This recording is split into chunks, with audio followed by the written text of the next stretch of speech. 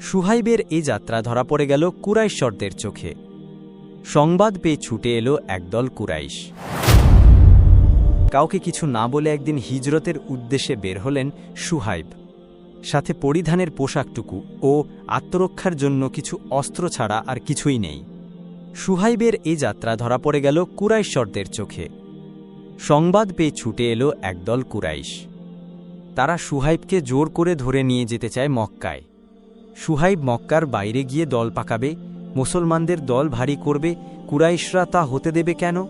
কিন্তু সুহাইব একাই রুখে দাঁড়ালেন কুরাইশ দলটির বিরুদ্ধে। বললেন, তোমরা জানো আমি তোমাদের মধ্যে সর্বশ্রেষ্ঠ তীরন্দাজ। আমার হাতে একটি তীর থাকা পর্যন্ত তোমরা কেউ আমাকে স্পর্শ করতে পারবে না। তীর ফুরিয়ে গেলে তরবারি আছে, তরবারি ভেঙে গেলে কিংবা হাতছাড়া হলে তারপর তোমরা আমাকে যা খুশি করতে পারো। এত কিছুর চেয়ে বরং ভালো তোমরা মক্কায় আমার যা কিছু মাল সম্পদ আছে সব নিয়ে নাও, আর আমি চলে যাই। কুরাইশ দল অর্থের সন্ধান পেয়ে সুহাইবকে ধরার বিপদপূর্ণ ঝুঁকি না নেয়াই যুক্তিযুক্ত মনে করল।